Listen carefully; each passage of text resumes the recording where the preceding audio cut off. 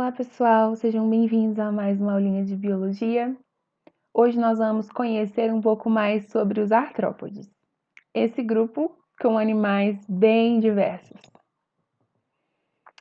Esse nome artrópodes arremete a pés articulados, a apêndices articulados, e essa vai ser uma característica bem importante nesse grupo. Como vocês veem aqui, né, a perninha deles possui várias articulações e isso vai facilitar muito a vida desses animais.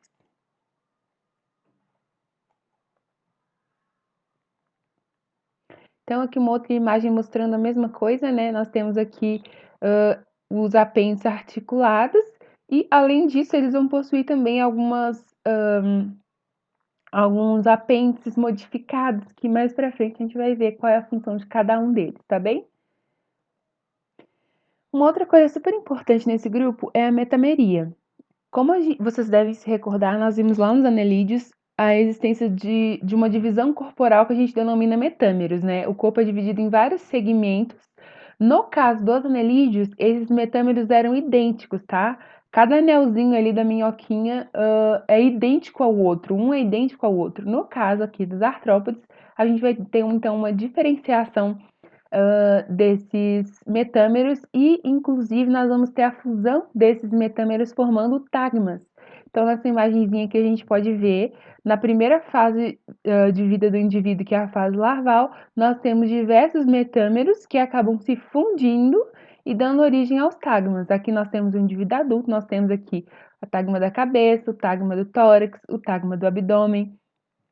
E em alguns indivíduos, acontece uma fusão ainda maior, e em vez de, por exemplo, termos a cabeça e depois o tórax, no caso dos aracnídeos aqui, por exemplo, nós temos um cefalotórax, que é o tórax da cabeça e do tórax fusionados, e depois nós temos um abdômen. Então vai variar muito dentro desse grupo, mas é bem marcante a presença dos metâmeros, ok?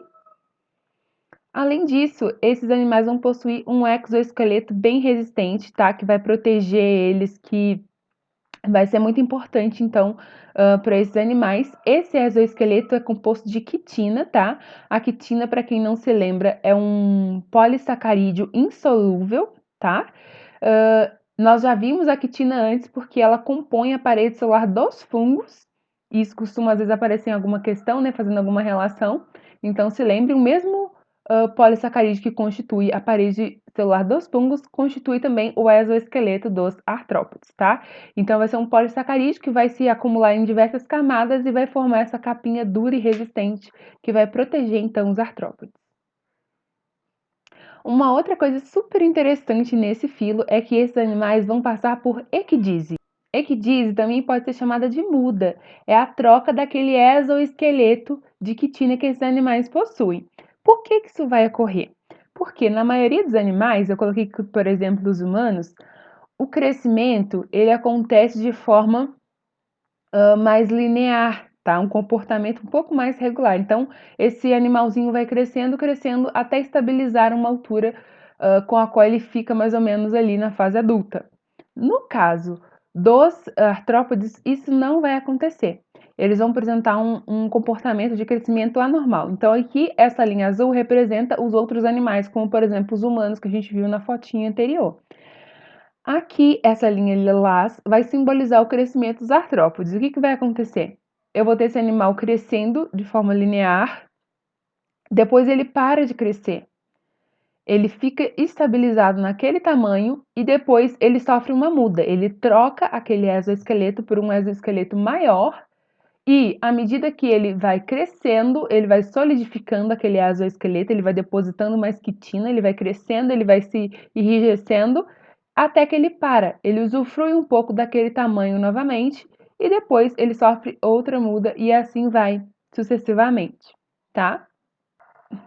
Essas mudas, né, essa troca do exoesqueleto acontece por dois fatores. O primeiro deles é que esses animais vão sofrer metamorfose, tá? A maioria deles ou é holometábulo e vai sofrer uma transformação completa, ou é hemimetábulo e vai sofrer uma transformação um pouco menor, ganhando, por exemplo, asas. Então, a gente tem aqui um exemplo de holometabolia, que é aquela mudança radical e completa, tá? Então, eu tenho aqui desenhado e exemplificado o indivíduo passando pela sua metamorfose. eu vou ter aqui diversas fases de um mesmo indivíduo. E em cada fase, esse indivíduo precisa de um exoesqueleto diferenciado. Por isso que ele vai sofrer essas mudas. Então, ele está nesse tamaninho, aí ele cresce, para, sofre a muda, cresce, para, sofre a muda, cresce, para, sofre a muda, e à medida que ele vai sofrendo a muda, ele vai sofrendo também a metamorfose. Então, a metamorfose, ela é influenciada, ela é dirigida, ela é coordenada pelo hormônio juvenil, tá? Esse hormônio que vai promover, então, a mudança de fase desse indivíduo. E a equidisona é o hormônio que vai coordenar a troca desse exoesqueleto, que é a muda, tá? Ou a equidise. Então, eu coloquei aqui uma imagenzinha para vocês verem o exemplo dos gafanhotos, que são animais que sofrem muda, né? E aqui também nós temos uma cigarrinha, provavelmente você já viu, né? Um exoesqueleto de cigarro abandonado em alguma árvore, que é uma das características desse filo. Em relação à simetria, esses animais vão ter uma simetria bilateral, tá? Nós estamos vendo a ocorrência dessa simetria bilateral desde os plateumintos, tá? E aqui segue também. Em relação à embriologia, nós não temos nenhuma novidade aqui, eles continuam sendo triblásticos, eles são indivíduos celomados e eles são protostomes, tá? E relembrando, isso significa que aquele porozinho que surge lá na gastrulação dá origem primeiro à boca e depois, à medida que esse tubo vai se desenvolvendo e formando o tubo digestivo, no final nós temos a formação do ânus, tá? Em relação ao sistema digestório, o sistema digestório deles é completo, tá? Eles possuem boca e ânus. A digestão desses indivíduos é extracelular, então a digestão vai ocorrer completamente ali naquele tubo digestivo e eles vão ter um diferencial que esses animais vão possuir peças bucais para auxiliar na alimentação. Nós temos aqui nessa imagem um exemplo mostrando os aracnídeos, né, os quelicerados de modo geral, que vão possuir então quelíceras, que são essas peças bucais pontiagudas que vão ajudar a perfurar o alimento, a injetar a sua peçonha, a injetar enzimas digestivas, depois vai auxiliar, né, quando eles forem sugar os seus alimentos, enfim. E aqui entre os insetos nós vamos perceber que cada um deles vai possuir uma peça bucal de acordo com o seu tipo de alimentação. Então a gente tem que, por exemplo, nos gafanhotos eles vão possuir palpos para ajudar a manipular o seu alimento e a mandíbula quitinosa, né, para ajudar a cortar as folhas. No caso das borboletas vai ter esse tubo, né, alongado e oco aqui para que eles consigam para que elas consigam sugar o néctar.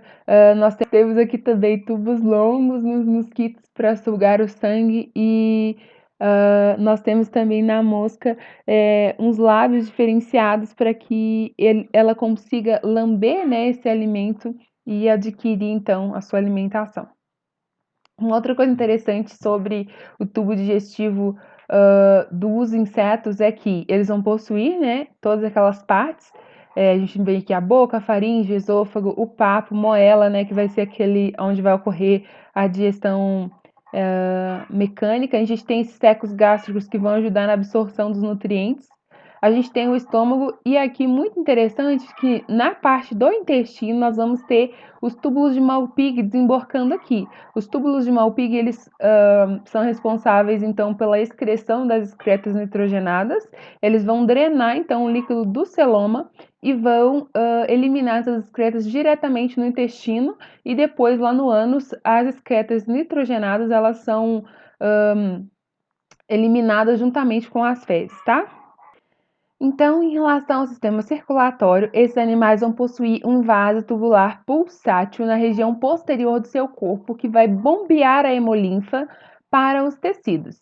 Esse sistema circulatório é aberto. Isso significa que em algum momento a hemolinfa vai deixar esses vasos e vai ir para o tecido, para o celoma, tá?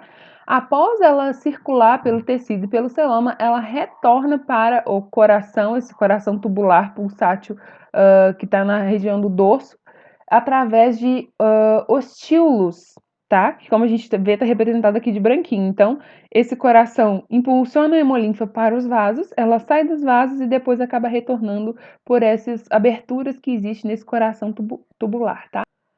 Então, aqui uma outra imagem mostrando a mesma coisa, esquematizando então esse sistema circulatório aberto. Nós temos um coração dorsal pulsátil, né, um coração tubular pulsátil que vai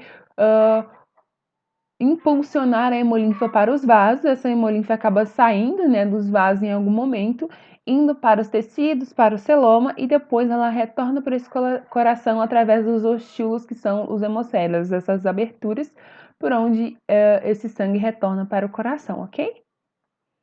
E aqui só um lembrete que alguns animais vão possuir um pigmento diferenciado, tá? Então, por exemplo, as lagostas que a gente vai ver, né?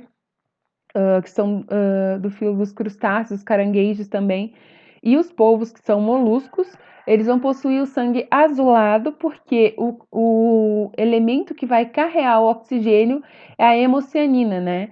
Que é uma molécula proteica associada a uma partícula de cobre, por isso dá essa coloração azulada, ok?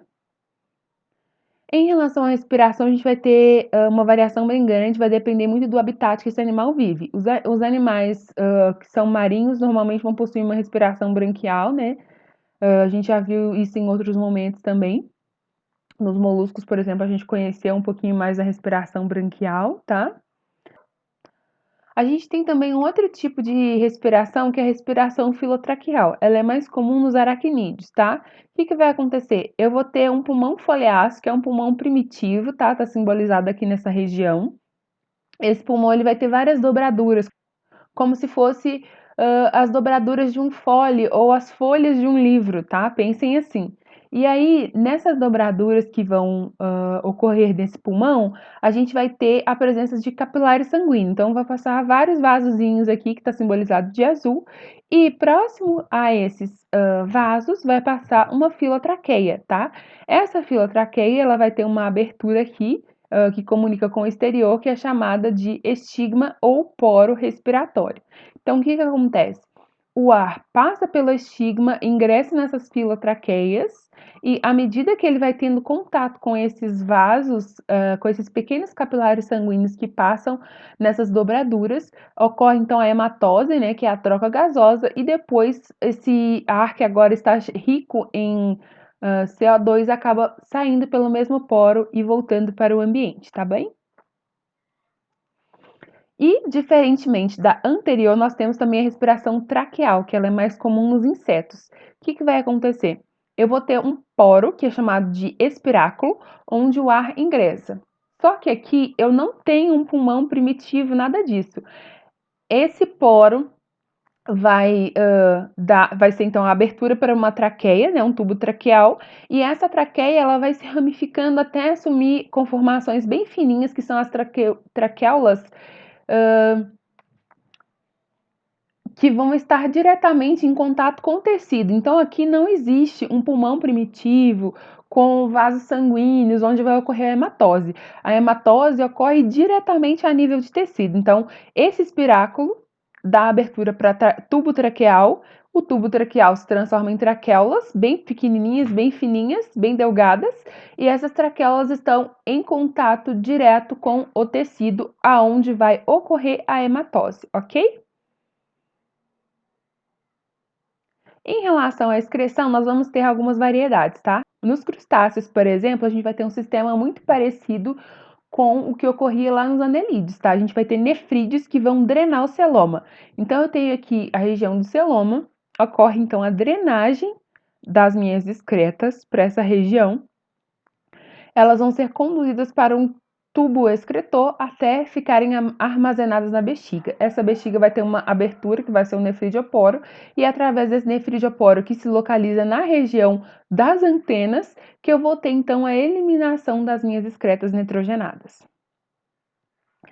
Nos aracnídeos, por exemplo, a gente vai ter as glândulas coxais, tá? Na região da dobradura ali, da perninha das aranhas, do apêndice articulado das aranhas, eu vou ter uma abertura que vai, então, eliminar as minhas excretas nitrogenadas, tá? Então, eu vou ter aqui o mesmo sistema, tá? Aqui não tá desenhado, mas eu vou ter que vão drenar o meu celoma e vão encaminhar essas excretas até as glândulas coxais, onde elas vão ser excretadas, ok?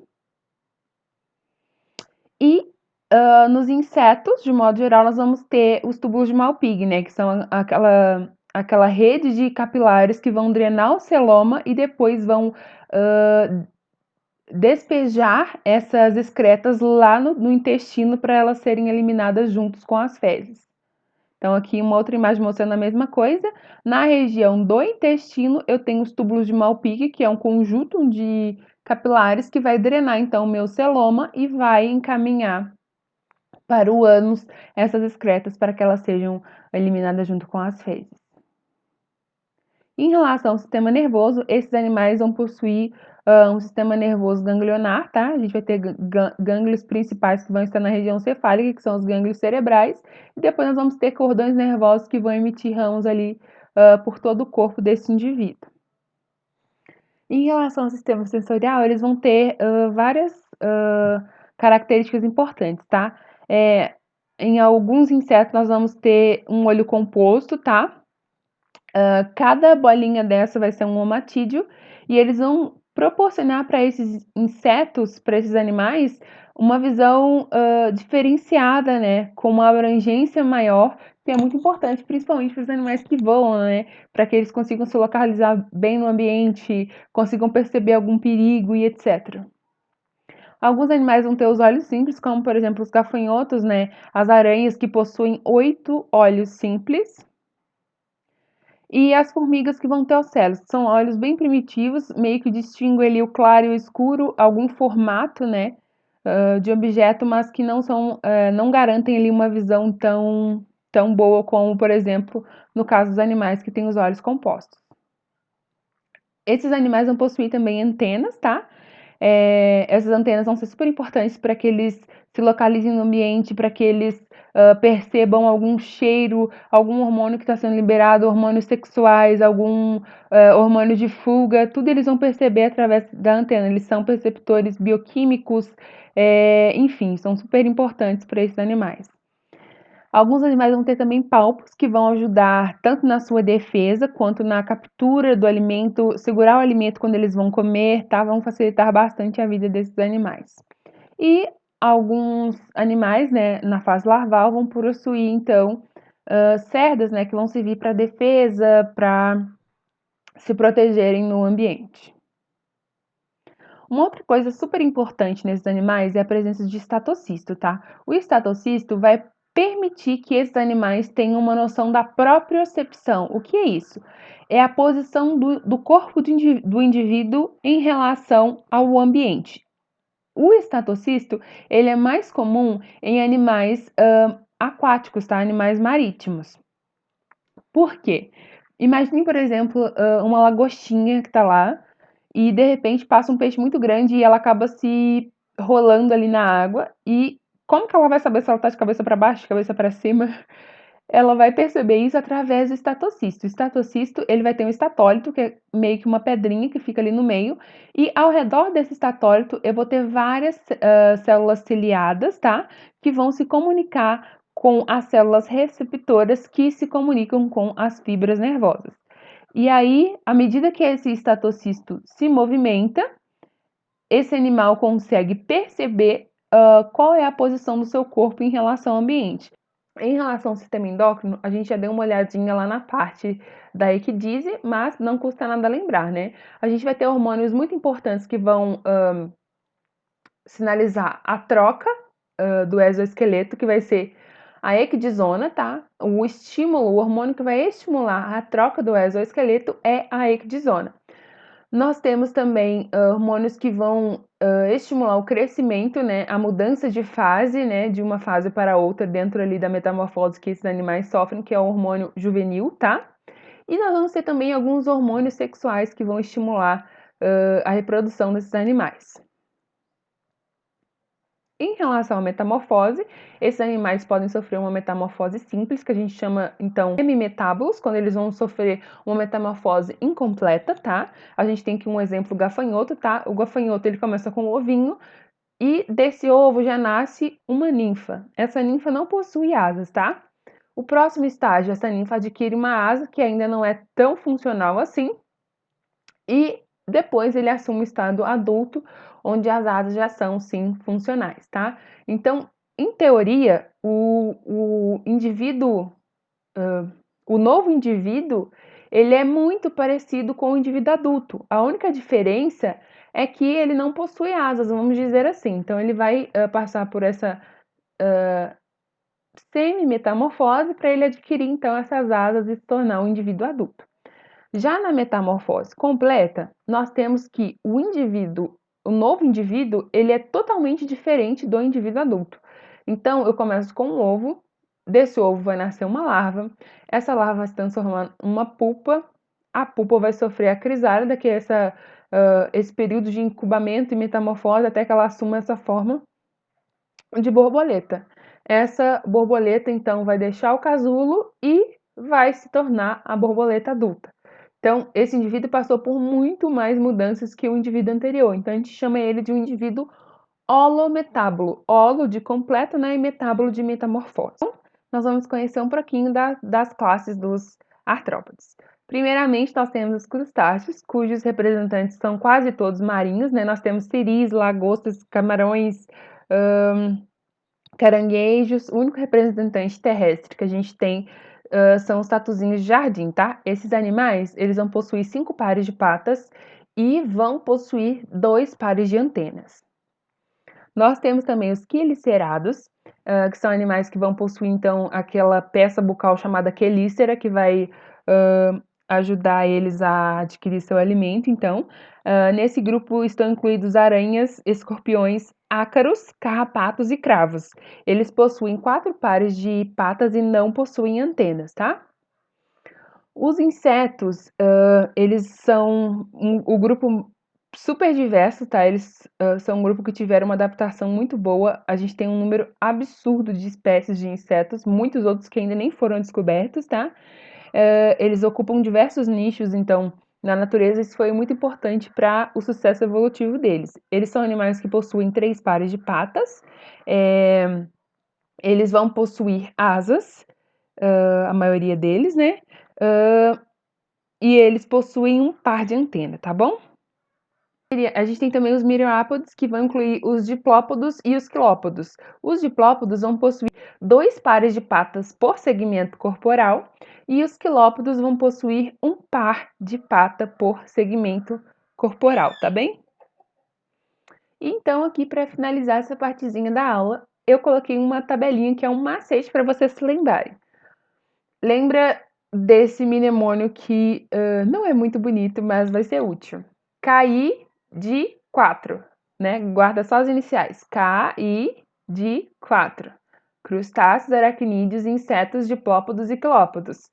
Então, os crustáceos têm 5 pares de patas, os aracnídeos 4 pares de patas, os insetos 3 pares de patas. Os diplópodos 2 pares por segmento corporal e os quilópodos 1 par por segmento corporal. Então, pessoal, por hoje era isso. Na próxima aulinha nós vamos ver um pouco mais de cada classe. Um beijinho e até a próxima aula!